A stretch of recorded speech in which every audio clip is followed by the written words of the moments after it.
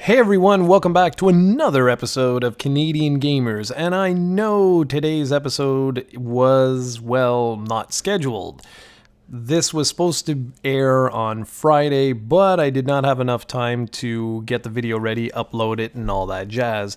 So here I am today on a Sunday talking about the big news of the week, which includes essentially all the Nintendo news, those three big announcements that were made, plus the big Konami news. So we're going to start off with the Nintendo news because, well, it's pretty game-changing stuff. The first thing we should probably really come to terms with is the fact that the Wii U just did not sell as well as Nintendo had hoped. They hoped that they could ride the Wii success train into the Wii U, and that really failed miserably. Now, for anyone who argues the fact that the Wii U is a successful platform, well, just keep in mind that it has yet to sell as many units as the Dreamcast, and the Dreamcast was alive shorter than the Wii U. You get what I'm saying? In other words, the Dreamcast actually has outsold the Wii U, and the Wii U is by far Nintendo's weakest selling home console of all time. And why does that matter? Well, it matters because for the longest time now, shareholders have been begging Nintendo to look for other revenue streams, to basically figure something out so that you can make money. Now, they weren't saying leave hardware or anything like that. What they kept pressuring the company to do was to release their games on mobile devices. While that makes sense to a lot of people, especially if you look at the worldwide market, right? Everyone has a phone these days. But in Japan in particular, this is a really big deal because mobile games now, especially in Japan, are huge moneymakers. There's some serious big business to be done.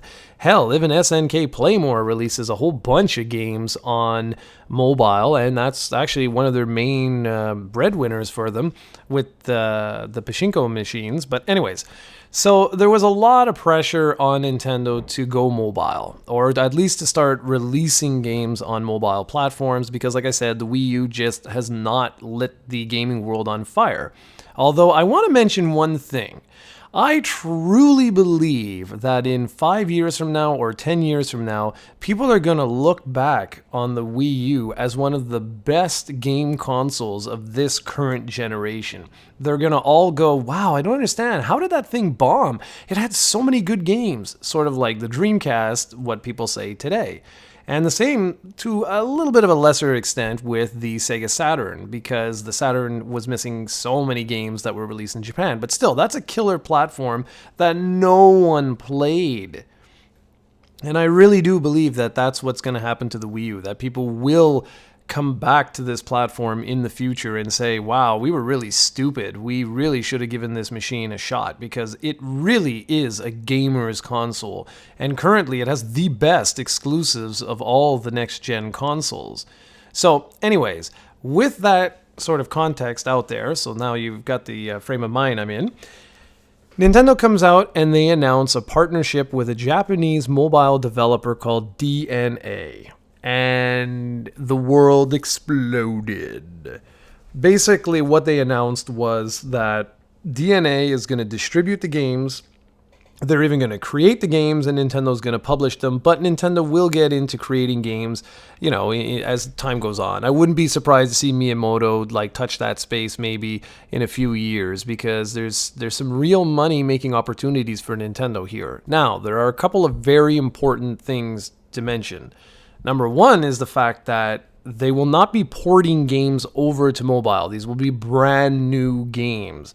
That's it. We don't know exactly what is coming, but I really wouldn't be surprised, at least at the beginning, to see things like what I had mentioned, sort of like maybe companion sort of apps or companion games to series like Pokemon and things like that. But I do think that as this goes on and sales explode, because I'm sure they will, I would not be surprised to see real entries in some of their flagship franchises get released on mobile, because, well, like I said, my God, you release these games for $5 and 200 million people download them. Well, giddy up. That's a hell of a lot of money. And I think in the short term, this is going to bring Nintendo a ton of cash. It really will. But Nintendo did say that, they're going to have to really look at this space in a unique way because they're all about super tight controls.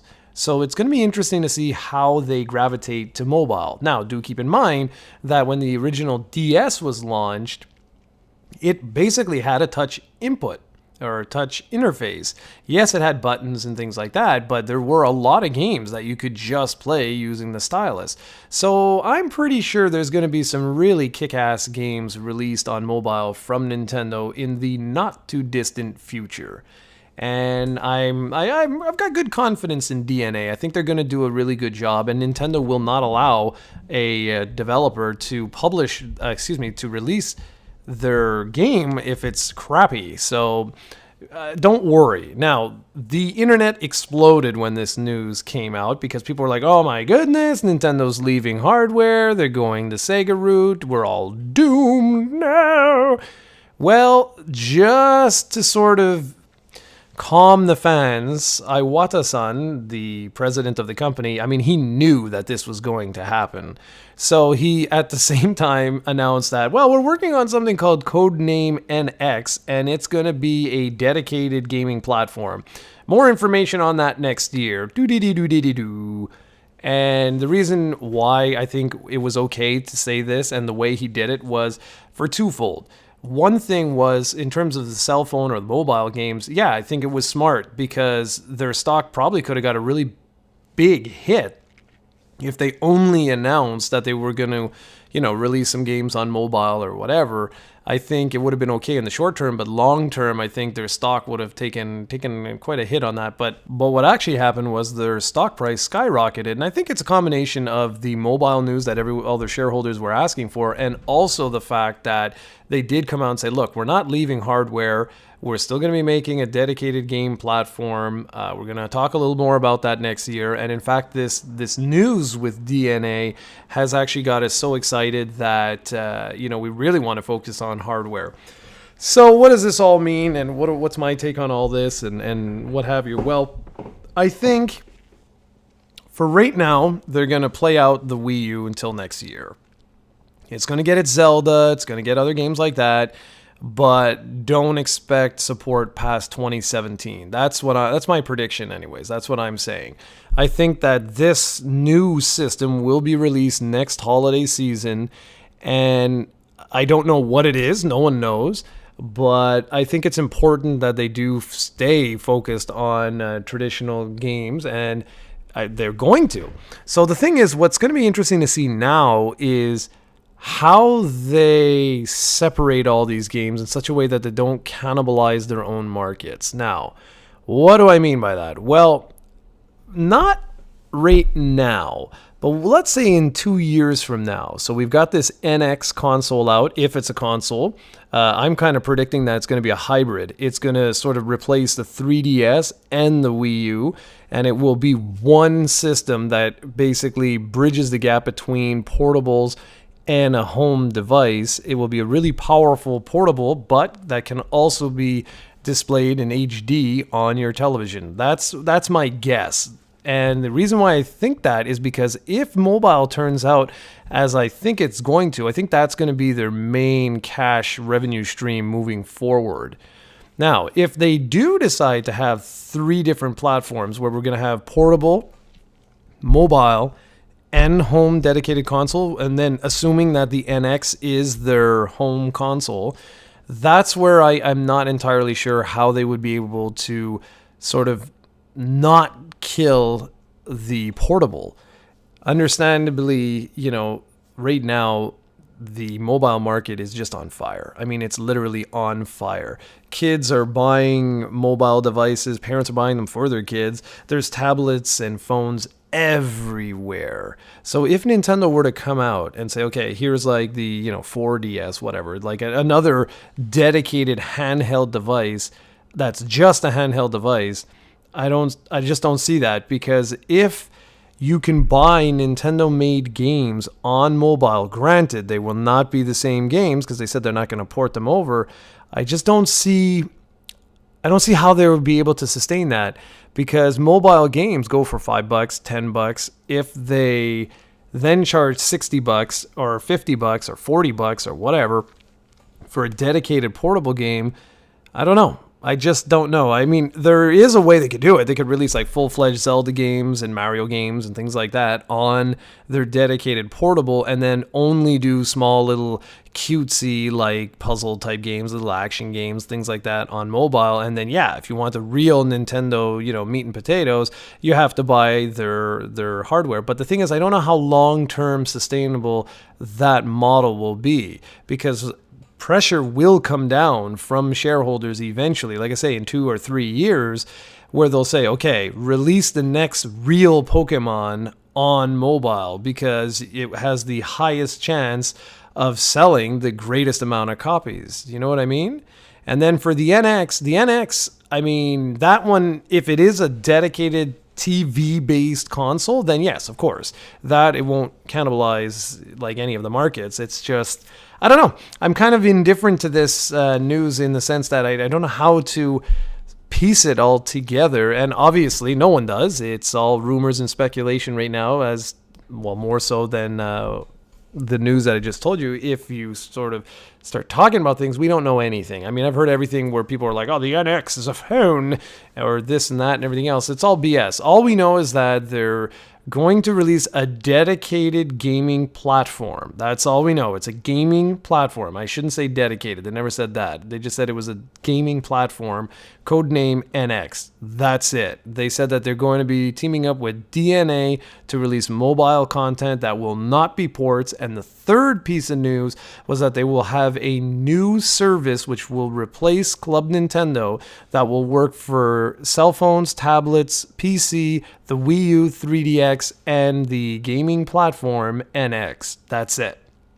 Now, I have no idea about what that service is going to be. Is it going to be something like Xbox Live? Is it going to be something like the PlayStation Network where you have cross-buy, cross-play, things like that? Who knows? No one knows. All I know is I am really curious to hear how Nintendo proceeds with this, and also really curious to see, like I said before, how they're going to modify their business strategy so they don't cannibalize their sales. And it's going to be really interesting to see. And I know you guys are going to have a lot to say about this. And I'm really curious to hear what you guys have to say about this in terms of the Wii U, its success or lack thereof. What do you think of them releasing mobile titles? Do you think, are you expecting something like Super Mario Brothers M? Or are you expecting more things like Candy Crush and Angry Birds and, you know what I mean? Like things that were built from the ground up for a touch interface. And I'm going to answer that question myself and say I am not expecting Super Mario Brothers M. I am not, because they're all about controls. Nintendo's not going to release a game with loose controls or, non-existent controls with no tactile feedback. I just don't see it. I just do not see it. And then for the future of the company, what do you guys think of the codename NX?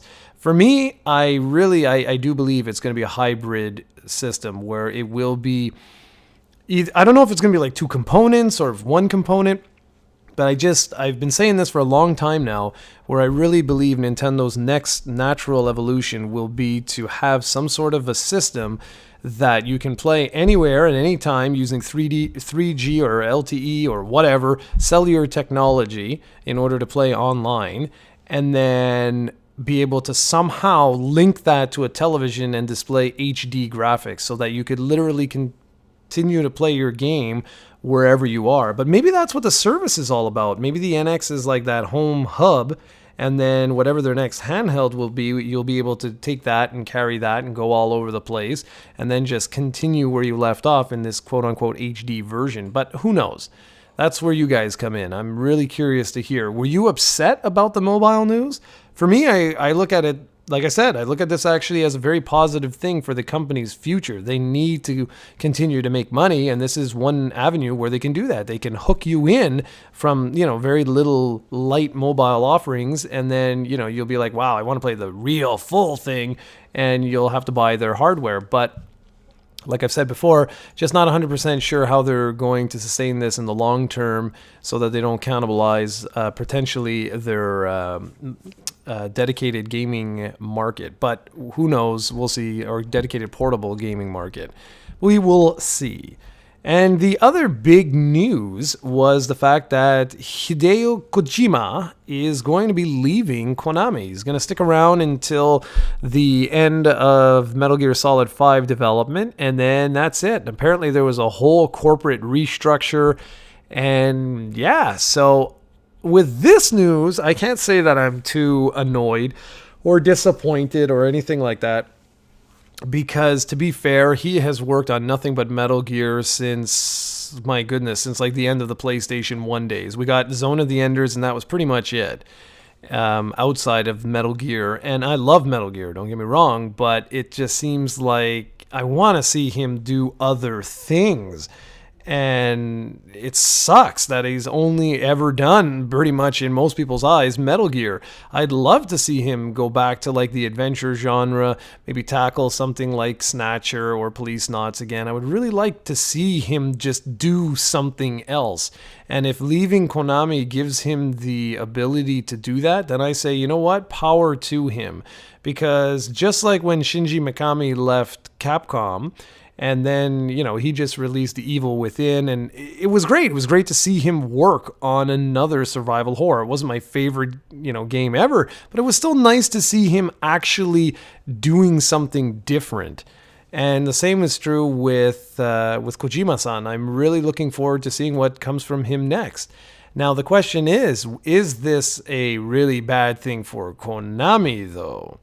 And for that, I don't know. I mean, I think it's good that other developers will be able to come on board and, pick up the mantle. And they're going to continue the Metal Gear series. There's no question about that. That's their bread and butter these days. But I really hope that they allow, some of these new creative people the freedom to do other franchises as well. Because you cannot milk a series forever and ever and ever and ever. It just eventually it gets old, especially story-driven games like this. Unless you do something like Zelda where, they're loosely connected. I know purists out there's a timeline. But seriously, you don't need to pay any attention to these timelines or anything to enjoy a Zelda game. But with Metal Gear Solid, I mean, they're so directly connected to one another that eventually it becomes almost like God of War, where you're like, my goodness, like it just doesn't stop. It goes on and on and on and on. So yeah, I mean, in a way, I'm kind of happy that he's leaving Konami because I know he'll get to work on other things, and I'm very excited to see what else he can come up with. But then in terms of Konami itself, I don't know if this is a good or bad thing for them. I mean, like I said, it's good that some of their newer, younger developers will be able to come on board, maybe infuse some fresh ideas into the Metal Gear saga, or hopefully they'll be able to release some brand new IPs. So that's pretty much what I wanted to discuss today. It was a little bit all over the place, only because I'm getting distracted by a million things all around me. And that's pretty much it. So this was a nice little Canadian Gamers, and I hope you enjoyed. And I'm going to try and get Steven on board maybe next week or the week after. He's been avoiding me lately, that son of a bee. And yeah, that's it. So hopefully all of you guys have been doing good, and I will try and get another podcast up for this week. Take care, everyone.